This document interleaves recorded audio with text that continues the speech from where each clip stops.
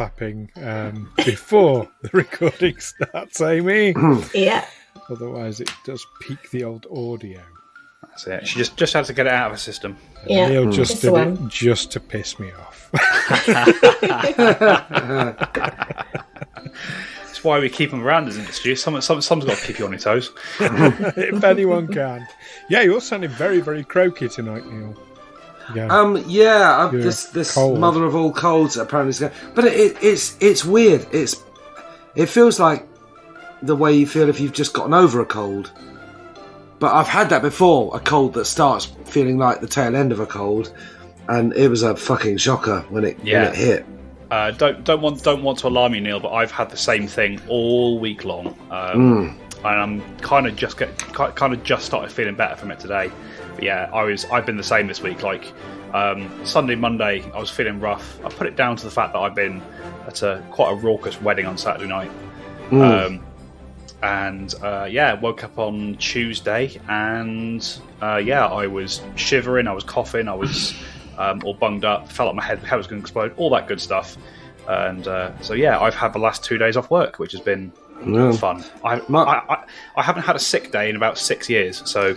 Well, neither has my wife. I mean, she went into work today, but she's been off. She was off last week as well. And, normally she's unstoppable, but she would be quite derisory about the idea of a cold keeping her out of work. It's just a cold, but it's stopped her in her tracks. So I'm waiting for it to hit. I have met Janet a couple of times. She is a force of nature. She is. I mean, she'd have to be. Does Janet listen to this podcast by any chance? No, I don't think she even knows I do a podcast. She just thinks that you sit in your room twice a week and talk to yourself. Yeah. Are you under the impression that what I said was less than complimentary? Because it was a compliment. No, I know. Thank you. No, I'm saying to Dom. Does Dom think it wasn't a compliment? Well, it's one of those things that could go either way. And speaking of things that could go either way, welcome back, listeners, to Tales from the 20 Side. We could all go either way. Nice segue. If we, give us enough drink and, That's it. This is an open-minded podcast. There is no kink shaming within these four screens, walls, whatever you call it. Anyway, my name is Dom. I am your games master for this game and for many others, and I'm joined by our regular cast members of Stu. Feeling healthier than everyone else, it seems, which is a change. I think the rest of us combined might equal to one Stew right now in terms of health. But we are also joined by Neil. Yeah, who's I'm on a downward spiral, but I don't seem to be spiraling down very, very fast. I'm sure I'll plummet at some point, but that's it. There's a cliff hasn't coming. happened yet. I'm waiting for the other shoe to drop. We're also joined by Darren. Hello. Speaking of downward spirals, I was listening to The Downward Spiral today by 9 Inch Nails, and it's a bloody brilliant album. So there you go. Fair enough. Is that a band of some description? 9 Inch Nails. They've been around for years. Get hit, Daddy-O. I'm down with the kids. And lastly, we are joined by Amy. I haven't been sick since the first lockdown. So there you go. That's an achievement. Yeah. It's healthy. I don't know. I went camping with you, and some of the things you were saying were pretty fucking sick. That means good, right? Yeah, sick. Yeah, because I'm down sick, bruv. Yeah, down with the kids. that slaps. Yep, Stu is down. Stu is down with the kids. The rest of us are just down with the sickness. Yeah, Not me. No, it's true. You're healthy as well, aren't you, Amy? Yeah. And actually, I'm glad you're all getting this bugs and illnesses out the way, because the next time I get to look at your ugly your beautiful faces, we're going to be in person, aren't we? We are. I thought we were. I thought we were going to keep it a secret for our listeners, but I mean, I guess it doesn't really matter because they get the content regardless. It doesn't matter. They don't give a shit. Only for us. We're the ones who get excited about it. That's true. I am looking forward to it. It's gonna be weird. Because so next week, or rather the week after next, my D&D group, my sort of community group that I've been running kind of throughout lockdown and stuff, we are going back to the pub to where it all began, which is going to be exciting. Like in-person gaming is a thing again, folks. And I'm not sure how to deal with it. Well, it'll be weird doing this with clothes on below the waist. I was going to say I'll get to see all your legs. You're assuming we've got legs, Amy. You might not have legs. That's true. That's it. I'm just I'm in like a hovering wheelchair. I've been since I was a teenager. And Amy, we've been camping together, so you've seen me legless. Yes, I have. I nearly fell into the fire. Twice. True story.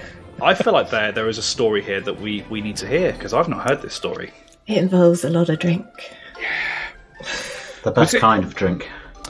Was it mead that day, or scrumpy, or ginger wine, or I all thought three? all three featured on all days, apart from the day we left because we had to drive. Yeah, the ginger wine didn't feature on all days, that's for sure. Did it not? Yeah, I think the mead and the scrumpy did. Is that Because because you I ran out? only had 2 bottles. I only brought 2 bottles of ginger wine. And I brought it specifically because I wanted to do a sort of Wiccan ceremony while there. So I use it as part of that. And, kind of once you open a bottle, it's rude not to drink it. Yeah, I went away to look at some music, came back, the bottle was fucking empty. Why weren't me? It wasn't Amy was just face down on the ground. It was James Lockhart. Yes. Was it? Really? He polished the whole bottle off, yes. I mean, he was welcome to it. I'm not I'm teasing. Yeah, I brought lots and lots of mead and scrumpy for everyone. He's not known as Evil James Lockhart for no reason. Evil James Lockhart. Evil James Lockhart. Evil Was that James a thing Lockhart, from yeah. when you worked together. Yes, it is. He just became Evil James Is Lockhart. that a genuine thing? Yeah, it's a genuine thing. Oh, you can ask him. right. Evil James Lockhart. Ask him. I'm just going to call him that constantly from now. Yeah, I was going to say, tell him. Oh dear. And thus a new nickname was born, or rather, an old one was revived from the mist of time. One he's clearly been keeping secret. It's funny how nicknames can come about. I remember once years ago, I was getting wasted with a few of my crappy friends, and the weather was your turning. military days? Yeah, it's just after my military days, and the weather started to turn. So we were trying to decide where to go, and I said, "Well, we can't go back to my place because my landlady's there with her man." And so one of these guys said, "Who's Herman?" And I said, "Well, it's her new man." And so this guy, who we'd never met, acquired the nickname of Herman Newman, and that's how he became known. Although he wasn't around for very long because the landlady, who I won't name, dumped him because he had a tiny penis. Which just goes to show, size does matter. She said it was like the last Frankfurter in the tin. Oh, Yes, but it depends how big the tin is. Briny. Briny. Yes. No. Right, my Maybe fun that's story. her nickname, Bryony. So I've got a fun story about a nickname that I earned probably about 14 years ago now. It's a fun nickname. It's not a gross one like you degenerates are coming up with. But the best part of this story is it involved me almost falling off a mountain. So when I was sort of about 16, 17, I was in the Air Training Corps. I went over to Germany for like a kind of Nordic skiing trip thing with them. Ended up in a place called Zwiesel, kind of near the border with, I think it's either with Austria or Czech, or I can't remember where it is. This was a long time ago. And as part of the skiing instruction that we were getting, obviously we were taught to obviously speed up and slow down, all that sort of stuff. And I took to it quite well, except the one bit I couldn't figure out was how to slow down. So we'd kind of gone up. We'd gone up a mountain on I think it was the third day of our trip, and we were making our way back down, following the routes, and we came to this sort of incline, and I just started to go. I started to pick up some speed. The rest of the group in front of me were sort of coming to a stop for a little rest break or something, and I didn't stop. I ploughed into about 4 people and almost took them off the side of the mountain with me. And after that, I was nicknamed Danger Mouse for the rest of the week. That's quite mild, isn't it? If you nearly pushed me off a mountain, I know I'll call him Danger Mouse. That's very sweet. I Kind of fucking lunatic. Climbing mountains, that's just... Speaking of doing really stupid fucking things and piling forward without thinking and nearly killing yourself and other people, we've got a game to do. Yes, we have. Oh, yes, we have. This almost slipped my mind. Cool. So, are we ready then, folks, to kind of get back into our game of Pathfinder tonight? I wasn't trying to force the segue back, but I just thought I can't miss that opportunity. No, absolutely. Absolutely. So, all right then, to bring ourselves back into the game, how's everyone's characters feeling right now? You've just achieved, well, I wouldn't call it a milestone, but something big has just happened. Your longtime guide Nadja has left you so you can pursue your journeys alone. How's everybody feeling about that? Sad panda. Yes, I will miss her. We're not on our own because Ringeir's with us. Yes, but I always thought that Nadja and I were destined to be together, and that she would realise that one day. And Otto thinks that of everyone he meets. He's just a horn dog. This is not the first NPC that Otto von Niederschläger has fallen in love with. Falling in love? What a lovely romantic idea. I think he just wants to bonk him. in a loving way. In a tender and loving way. But still. There we go. Good thing he's got Brother Amos to keep him occupied, eh? Yeah. With his furious fists. Really is a cozy powerful fist. His powerful fist. Can you turn into a dolphin? No. Oh my goodness. What do you want to do to a dolphin? Can't you turn into a dolphin? No. Okay. Never mind. I think if you really wanted to turn into a dolphin, I'd say you could turn into a shark that looks like a dolphin. Maybe. No shark.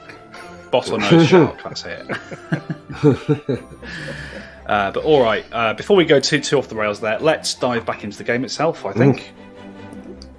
So, our adventurers, Olwen Templeton, Brother Amos, Otto von Niederschläger, and Della Thornbury, having defeated Marcian Exorian, the kind of tyrannical, not overlord, but big shot. Call him an arse. He's an arse. Well, he was an arse. That's not narratively satisfying, though, Stu. Having defeated the arse of the fish camps, Marcian Exorian, our party rescued Ringeirr Malenkov, a smuggler who could get them into the city of Whitethrone, and maternal uncle, something uncle of your guide Nadia Petska.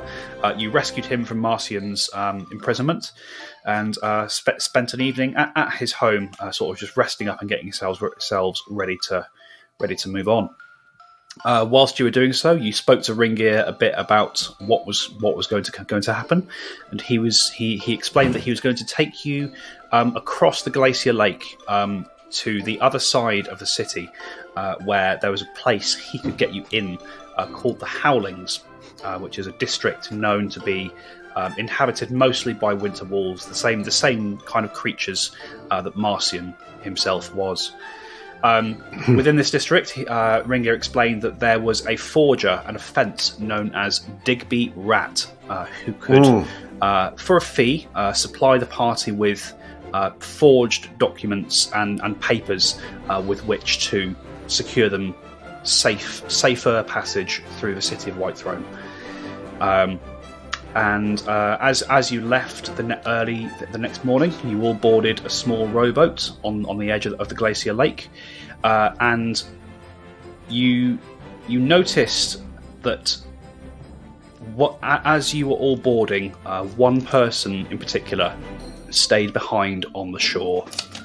Nadja Petska, your friend and longtime ally of the party, having travelled with her all the way since you'd met her in the town of Woldsby, had decided that the time had come for her to part ways with you. She felt that the challenges you were starting to face were perhaps beyond her, and she had begun to feel like she would almost be a hindrance or would get in your way. With some parting words and a parting gift or two to some of you, the boat began to sail into the glacier lake, and that is where we bring ourselves back in, folks. So, go on. I was just going to say, just to show that I've been paying attention more than Alwyn does, perhaps. He was her step uncle, because it was his nephew was her husband. That's it. That's it. Thank you. But yeah, so it is a cold, crisp morning as Ringeirr rows your little boat out onto the glacier lake. You sort of tuck yourselves into your furs as a biting wind cuts across the surface of the water, and you can see that you're kind of being rowed through a channel, maybe 100 feet wide, between the shore, the cliffs, the high cliffs rising up to the city of Whitethrone, and a large ice sheet that dominates the centre of the lake itself. And as Ringeirr rows you along, you hear the sounds of gulls and other coastal birds sort of cawing. You hear the splash as a few dive into the water and emerge seconds later with a catch of fish. And as you continue to row across the lake, a shadow begins to grow over the boat itself, and you look up and you find yourselves looking at the underside of just an enormous grand palace, seemingly made entirely of ice, which is connected to the main cliffs of the city by what looks to be quite a thin bridge that is alabaster white, and seems to support the palace on nothing but a small island of rock beneath it. You see that there is no kind of connection or pillar from the palace to the water. It seems to hang there as if kind of just left in place as the ground beneath it was taken away. But as you're kind of rowing across this lake, is there anything that anybody wants to do, or perhaps say to each other? Looking up at this, Alwyn's going to look kind of in awe and say, I'm going to surmise that there's some form of magic involved in that building. I feel very pleased with himself for making it. Shall I can do a detect magic. Is it 30 feet away? Or it's way more than 30 feet away. Yes. You can't do a detect magic. I can't do a detect magic. If we were nearer, I could do a detect magic. Right. Yeah, like these I can do a cliffs. detect ice. There's definitely ice there. So these cliffs on kind of your right hand side that rise up from the water's edge, it's a good 500 feet from the water line up to the top. So this palace kind of hangs there, that distance up. It's only 470 feet short. how are we going to? So if it's that high up, how are we going to get up there? That question was posed at Ringeirr. Much as you got down to the fish camps, there is a path down the cliffside. There is another path on the other side of the city. Once we get there, we can beach the boat, and I will take you up the steps. At that point, I should be able to collect the cart of fish that we are to deliver, which is really our cover to get you into the walls. Okay. Yes. So just to re-establish our plan, then we're going to get papers to show that I and Della are these nobles, and that you two are our slaves. Della, you haven't decided which one you want as a slave yet. Oh, either. She is like I'm going to force whatever. you to pick one. Oh, I don't mind. I'm not going to choose. That feels Fine. weird. You can have Otto then. Fine. You understand that I'm not really your slave. Absolutely. I Yes. do not choose to Yes. own you. Although you might have to get me to obey things. You might have to give me orders just for appearance's sake. Oh, of course, don't worry. I briefly thought about slapping you then and shouting, "Silence, Kerr!" again. He's got a taste for it. He can't let it go. What are you waiting for, slave? Teach the other slave about knowing his place. Come on, do your job. There we go. Do we need to get outfits, or are we okay dressed as we are? No, you should be okay as you are. As I think I mentioned before, the Stilyagi are an eccentric bunch. They follow all the latest fashions from the south. They like to pretend they are more important than perhaps they are. A few of them even like to play at being great adventurers. So once you have your papers, your current garb will not be too much of a problem. They sound like my kind of people. Oh, Yeah. I'm told they throw quite the raucous parties if you can get yourselves invited. I like the sound even more. Parties. Gaiden Kalian. Perhaps a little more refined than a simple drunken brawl, but they do get very lubricated. Like to walk around wearing silly masks and things. Masquerades. But there is a chance of a drunken brawl. Always. They like to brag. They like to boast. Always somebody's feelings get a little bit hurt. Someone's pride gets tarnished, and then they have to settle it with their fists. They're only mortal after all.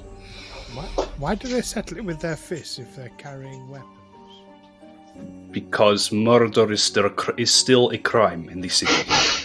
In self-defense? I mean, is it self-defense if you have a disagreement with someone and stab him in the face? Yes, if someone's trying to punch me, then that's self-defense. But even if it's your Isn't it? friend who you've just been drinking with. Well, and- I mean, it depends. Well, if they're trying to punch me, they're not my friend, are they? But if they're not Well, punching you with the intent to murder you, It never gets that heated. Occasionally, somebody will take it too far, and somebody will get properly hurt. But it's not that kind. You Southern folk are very reactionary. It seems. Yeah. Say that again and see what happens.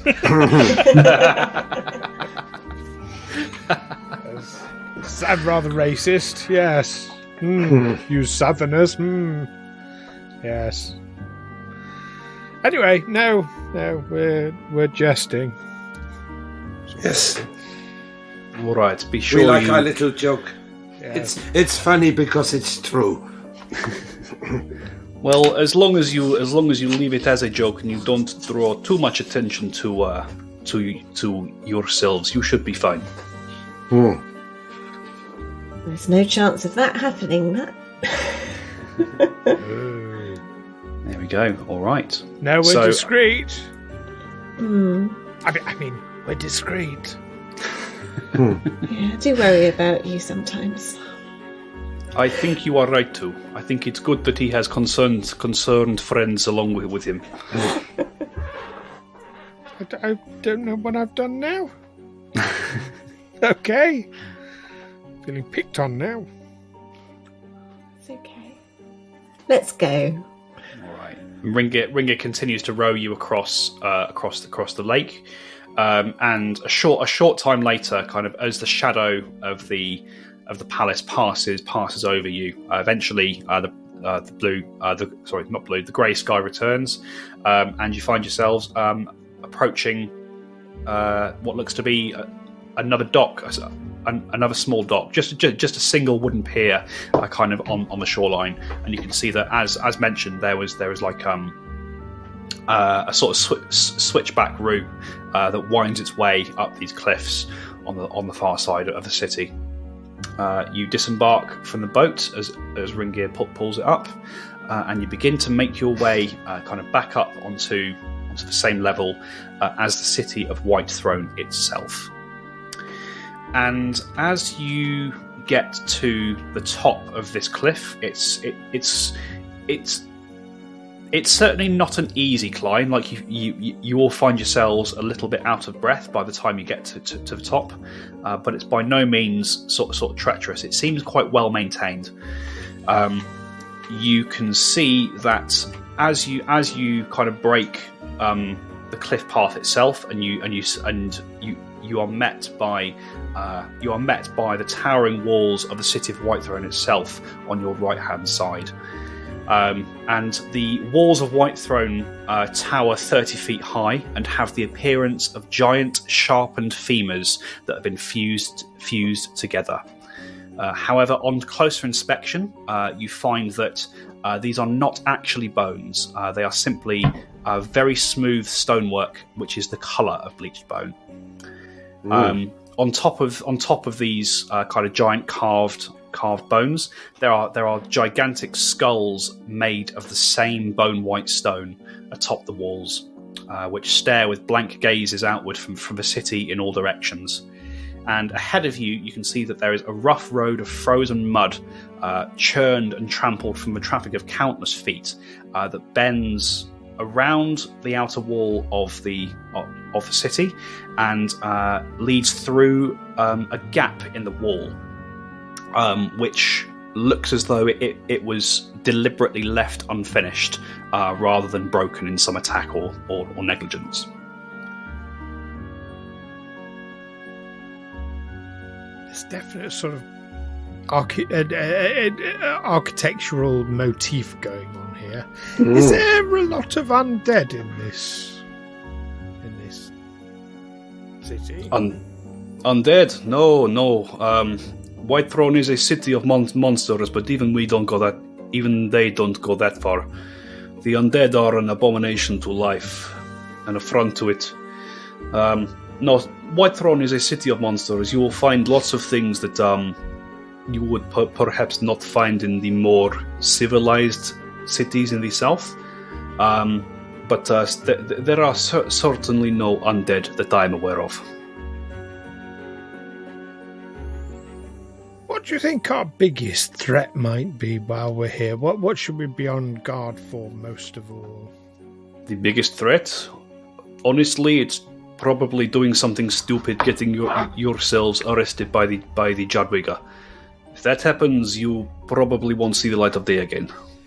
Well, we're fucked. Yes. That sounds all too likely. Yeah. We just got to keep a low profile. It'll be fine. Don't do anything stupid, he says.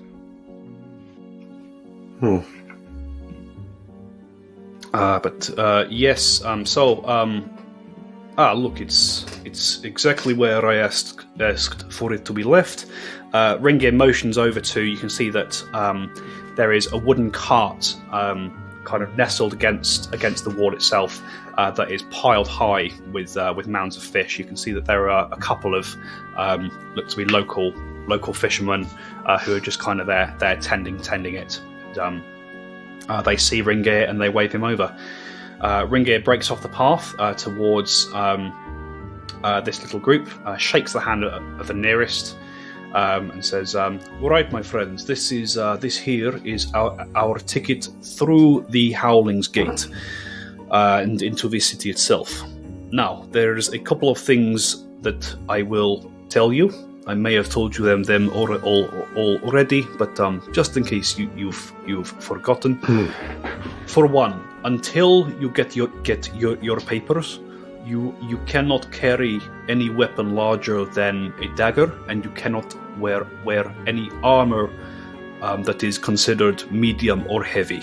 If you have any of these things, I have some cloths here," and he throws out some oiled leathery cloths, in which we can wrap your things and hide them within the fish cart, at least until we are inside the city.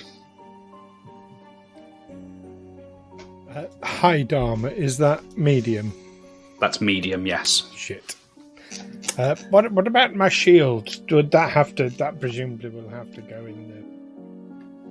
Yes, it will. I'm afraid shields, anything more than like a leather armor, and as I say, any weapons larger than a dagger, not allowed. You have to stone my rapier.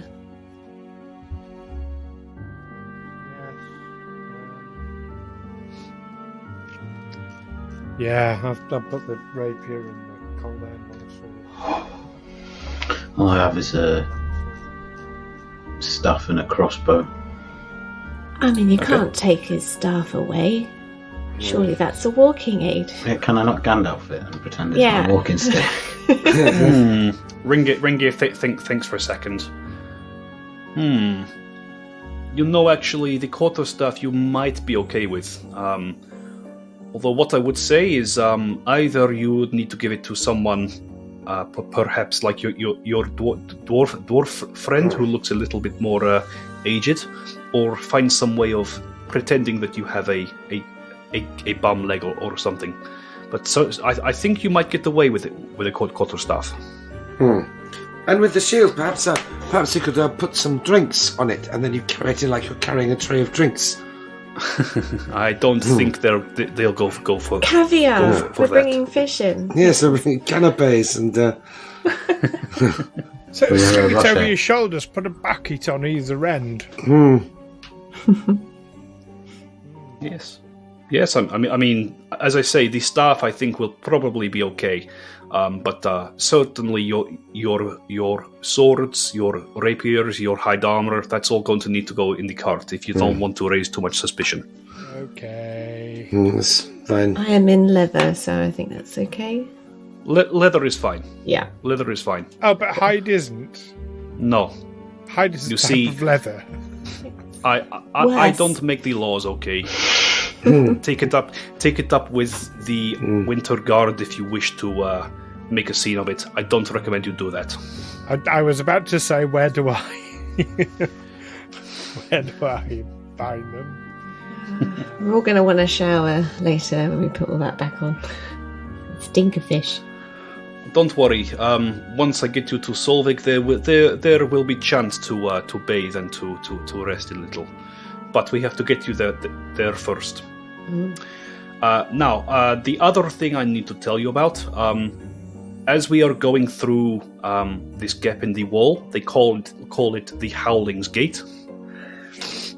It will be guarded by perhaps a couple of winter wolves. They will ask you for identification, but they don't really care. As long as you don't kick off at them, as long as you don't cause a scene, they are responsive to alternative identification, if you know what I mean. Money. Wink. Yes. I didn't want to spell it out, but yes, they are susceptible to bribes. Okay. Didn't want to misunderstand. That could have been, fatal. Does anyone have a spare dagger they can loan me? Yes, I do. Oh. I'm unarmed. I'd like Della to grab one from her neck. And hand that out to Alwyn. Which presumably Alwyn goes to take and it evaporates. Yeah, Della plucks a tiny metal knife from her necklace, which grows into a full-size dagger. She flips it in her hand and passes the handle to you. And the second it leaves Della's grip, Alwyn, it vanishes into a puff of smoke. It's a good job you're not a slave. Yes. Otto, you were saying you might have a dagger. Yes, I've got my icicle dagger. Oh. I've got my returning dagger.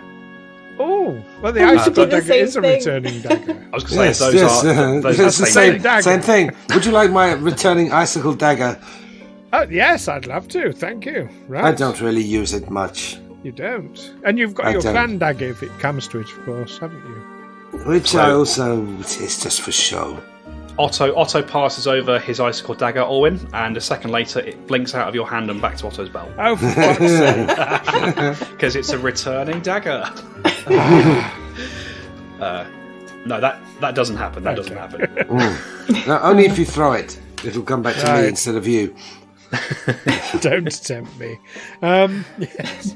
You say this about your clan dagger, but if you had to use it, it's a useful thing to have. Yes, it is. But I found that turning into a shark is a bit more effective. Yes, fair enough. Or producing flame. That's my favourite. Yes. Well, and here, where there's lots and lots of ice, that could be quite effective, I would have thought. Right. All right. Are we all ready to go? Does anybody have any questions before we proceed? So many questions. We all know what we're doing. We all know who we're playing. Yes. Yeah. I am Yeah. Mistress We're Della's bringing slave. fish in. Ooh. Sell the fish. What are our names? Shall we just use our real names? But I only mean- our first names. Alwyn, that is called Alwyn. I mean, I assume our IDs are going to be in our names. We didn't specify, actually. Maybe we should... Ringeirr? No, Ringeirr is my name. We can't all be called Ringeirr. Is our IDs going to be in our names? Well, that's up to you. What do you want them to say? I I'm want fine with to be Amos. known as Bob of the Wastelands. All right. I mean, Bob. don't waste your time telling me. I'm not forging the documents for you. Okay. I'm telling these. Okay, Bob. Who? Oh, this is going to go so well. Della's going to start moving. So, Della, don't walk away. Who are you going to be? Huh? Oh, I'm just Della. Just Della. Yeah, Della. Nice to meet you. Okay. I think we've been travelling the same direction for a little while. Otto?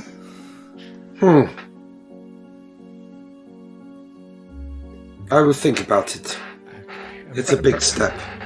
Brother Egg, you'd have to drop the brother, surely. I'm fine with that. Just Amos. Right. Amos. So it's only me that's going for a pseudonym. I mean, I feel knows us like up here. just as an aside, I feel like the rest of the party is remembering what happened the last time you tried to use fake names. You gave fake names and then you immediately forgotten that you'd given them. I don't even remember that. When you were going into the Pale Tower. You all agreed to use fake names. You gave fake names to the gate guard. Then the second you were inside, you completely forgot. It was great. Literally have no recollection of this. So why don't you This is just go very by your well. actual name, Owen? Nice chance to, be Bob of the Wastelands. Okay. Bob of the Wasteland, very nice. Who is Bob of the Wasteland? We'll find out Oh, we're at some ready. point. Is there anything else that you want to ask Ringeirr before he starts to lead you into the city? No, I can't think of anything.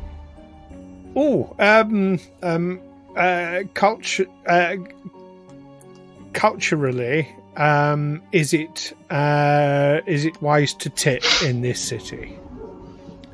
Is it wise to tip? What do you mean by tip? Well, some places, like, you go and get some food and it's expected that you will give an extra sort of 10% of your bill on top for the waiting staff. I see what you mean. I mean, it's not really expected, and to be honest with you, most of the Stilyagi don't care that much about others that they would. So you might be suspicious if you did. Okay. Just local customs, and we might stand out if we didn't, sort of thing. No, it's all right. It's good to ask these things. It shows you're taking this infiltration seriously, as it were. Of course. We might die. Oh, we could all die at any time, my friend. It's good to be aware of it. That cheery note, shall we get yes, let's get these these fish through. Once we're through the Howling Gate, I need to get this cart over to a friend of mine who can then distribute the fish around the district, and after that we'll go straight to get your papers. Okay. Okay. All right. Oh no, your halfling friend seems to have disappeared. There she is. She's back again. Sorry. It's happened a couple Now of you times. see her. Now you don't. Yeah. My internet's been a bit dodgy. Ignore it because it's a pain to edit out. Yeah. Fair enough. Okay. All right. So, with that discussion had, Ringeirr begins to lead you.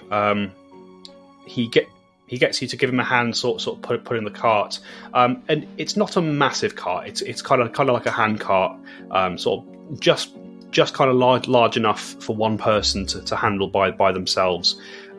Which, assuming nobody else does, Ringeirr is more than happy to kind of take hold of that and move himself along. Well, isn't I'll be that no what help. we've got? No, isn't that where we've got slaves to do that kind of job? We're not in there yet. I mean, we were Oh, only okay. joking earlier. Surely. Oh, right. I thought we needed to keep up pretenses on the way in. I agree with Della. Yes, I think we should be pushing the cart. Well, right now you are not slaves. You have no papers. Okay. All right. Yes. No, I don't mind helping. All right. Fair enough. Also, and you I ought to perhaps tell everyone. I find slavery absolutely fucking abhorrent, and if you see anybody sort of mistreating slaves, it's probably a good idea not to point it out to me. Yes, I think you should probably keep those views to yourself while we're in Whitethrone. I know, but sometimes you get the old like you see something and it just goes, ooh. Yes, I know you burn with a sense of I need injustice to write a letter to a and newspaper outrage. about this, or something. Yes. So just to let you all know. All right. So, kind of as you finished this conversation, Ringeirr, with your help, Olwyn, starts to pull the cart of fish along, and you find yourselves following this frozen muddy track towards the gap in the wall itself. And as you kind of get a bit closer, you start to see that there are a couple of small sort of shanty buildings on the outside of the wall itself. Not very many, and you start to see people. You start to see people sort of working and going about their business. And as you approach the opening in the wall itself, you can see that kind of standing there in the center in the center of the gap and clearly obstructing the path of all who seek to enter. You can see that there is a woman who appears to be human. She is clad in sort of quite well-made, looks to be perhaps chain mail or a chain shirt or something, around which is fixed a long cloak coated with white wolf's fur on the shoulders. Her hair is vibrant icy white, and her complexion is sort of fairly pale, and sort of looking towards you, even from a distance, you can see that she has these very vibrant blue eyes, a vibrant blue not dissimilar to the blue you saw in Marcian's eyes when you encountered him previously. I like what I see.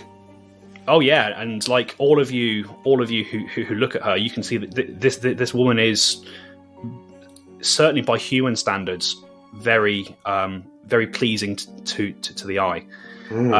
She has slung across her shoulder a large two-handed battle axe, the handle of which seems to be wrought of brass and some dark wood, and the head seems to be made of a shining silvery metal. And as you approach with the cart, she holds up a hand, and motions for you to stop, and she says, "All right then, halt there, please. Right, coming into the city with a food delivery, are you?" Yes. What a beautiful voice she has. I think she might be a vampire. You think? Yes. Okay. All right. You say that about everyone. All right. Yes, we brought you your fish order. It's not for me. No, not for you personally. But I assume it's for people living here. That's okay. Yes. I do need a couple of things from you beforehand. I don't recognise your faces. So first of all, I'm going to have to search your cart, make sure you're not bringing in any kind of contraband, and as well as that, I'm also going to need to see some identification, please. That's all very understandable. It's good that you're so keen with your work, but the trouble with fish, it goes off so quickly. I mean, you know how stinky fish gets. Is there any way we can sort of expedite this at all? I want to pull out a platinum piece and start twirling it in his fingers. She takes a step towards you, Olwyn. She sees the coin. She takes a step towards you, and she closes her hand around yours, and she sort of leans in and she whispers to you. And you can smell, Olwyn, as she gets close. You can smell the scent of pine needles and the wild on her as she gets close. And she whispers to you, "Don't be a bit more discreet than that. I don't want my superiors to see what goes on here." And then she steps back a little bit and says, she says to all of you, "But your half-elf companion is correct. There is indeed a service fee. There is indeed a service fee which would allow us to bypass these formalities." Excellent. Well, will this sort of cover the fee for all of us? Alwyn will go to shake her hand with the palming the platinum piece. Yeah. Okay. You shake her hand. You feel the platinum piece slip out of your hand, and she inspects it in her own hand. That's enough for two of you. Okay. I'll rummage around for another platinum piece and 5 gold. Okay. Which I will then sort of go to shake her hand again. I'll pay you back later. Okay, and yeah, so you pass over this coin. You see that this woman sort of looks both ways as you're passing it over. Seems satisfied that nobody's watching. Takes the money and slips it into a coin pouch. Yes, that all seems to be in order. I think we have an accord. And she steps back, sort of makes a show of looking around the cart of fish and sort of looking all of you up and down. And then she says quite loudly, "All right, you're good to go. Papers are in order. Be on your way." Thank you. And yes, hope you don't Thank you. encounter any garlic or anything. Less talk, more walk. Get out of my sight. Yes. Yes. Oh, we know.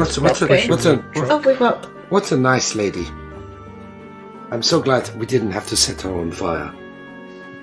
I hope we're out of earshot.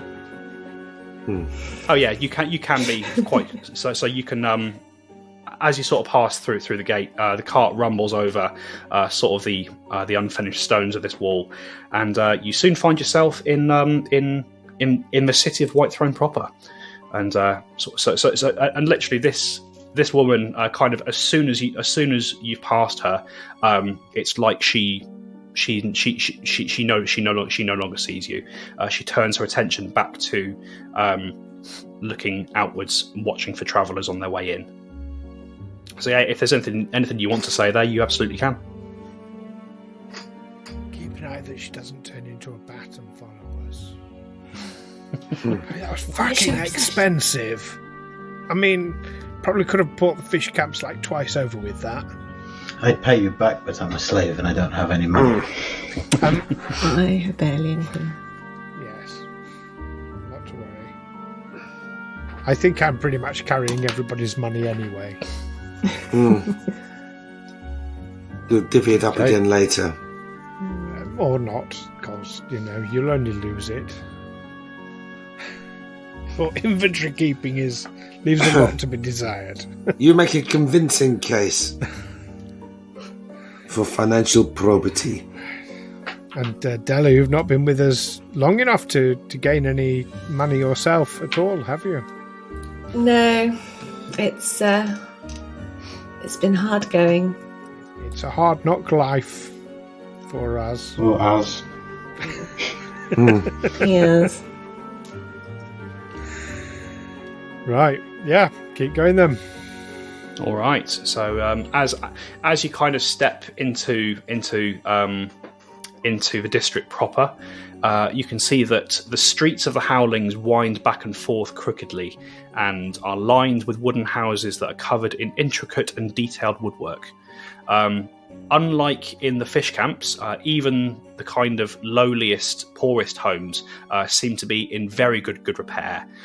They're all pleasantly decorated. You see strips of cloth, little beaded fetishes hanging from the eaves, or that sort of thing, and all of these buildings have been painted in either clean white or in light pastel colours, like a soft blue or very soft pink. The rooftops are steeply pitched to allow all the snow to slide off, and you can see that covered alleyways run between some closely adjacent buildings, sheltering ground floor entrances from the elements. In other places, open-air bridges or crosswalks join buildings together at their upper levels, and snowdrifts lie heaped between houses, but the streets themselves are shoveled and brushed clean. There isn't much sign of kind of domestic animals, but you do see that there are, outside some houses, you can see that there are hand carts similar to the ones that you're putting, just kind of parked and empty or covered over. And kind of as you step into this district properly, Ringeirr begins to lead you. He begins to lead you off in a roughly westerly direction. As you enter, kind of on your left as you enter this area, and sorry, just reading something. And, if you look at while we're looking through it, I will say to everyone, like, look at this beautiful architecture. It's really, really nice. In fact, you see all that intricate woodwork on the buildings. I saw some carpenters working on that. They were really like being painstaking. Or in fact, you could say they were fretting over it. Carry on.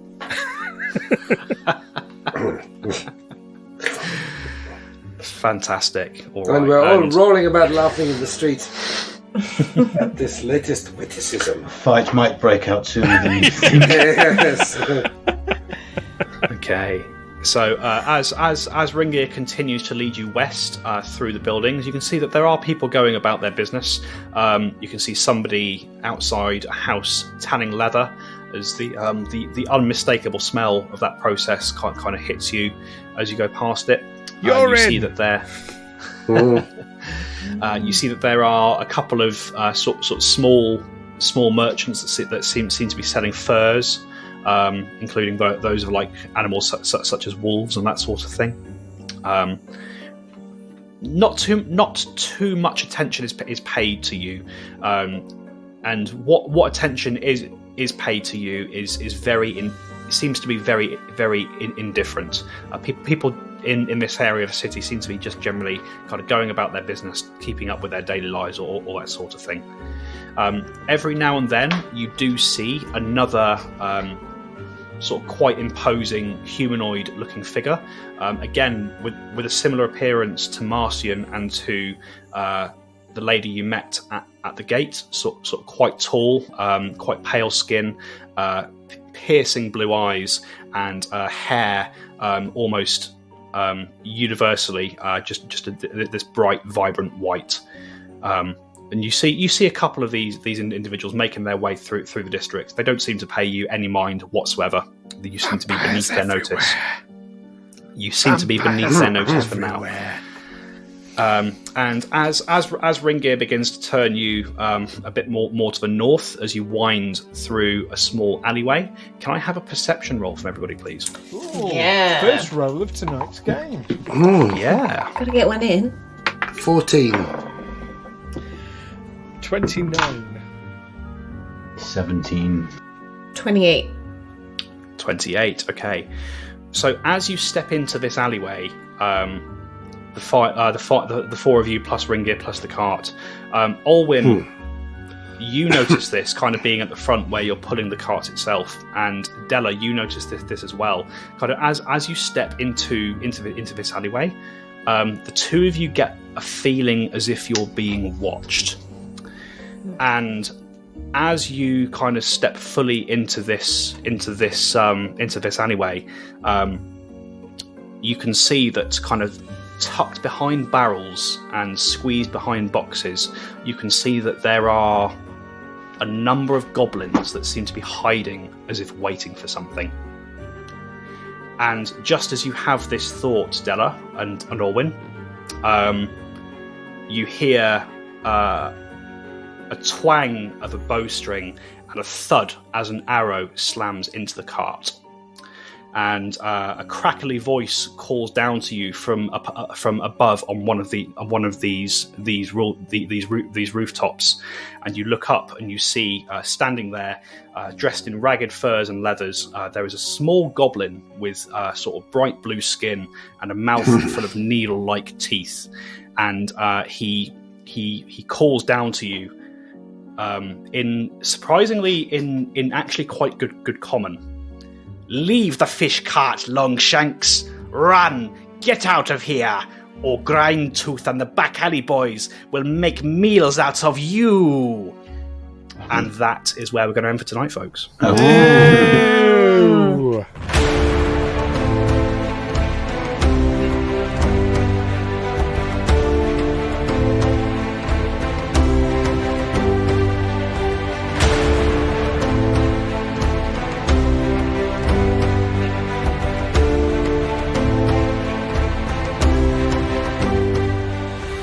Tales from the 20 Side is a Feedle Films production in association with Juicy Falls, music by Nazar Ryback from hooksounds.com, editing by Stu Jackson. Find us on Facebook, Twitter and Instagram by searching Tales from the 20 Side or by visiting talesfromthe20side.com. smuggle.com.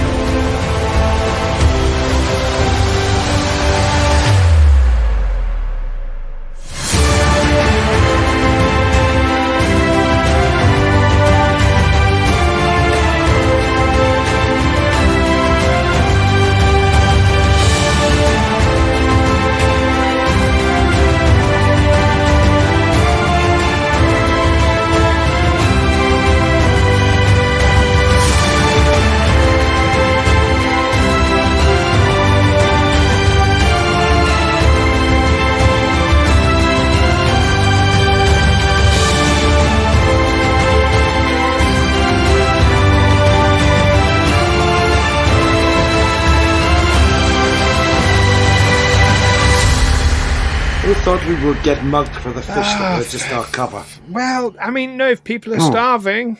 By someone who grinds their teeth. Yeah. Sounds really intimidating. Or maybe what they do is they pull teeth out and then they grind them in mortar and pestles. That's it. He never said it was his teeth he grinds. Maybe they grind them in mortar and pestles without pulling them out. Oh, that's grim. Wow.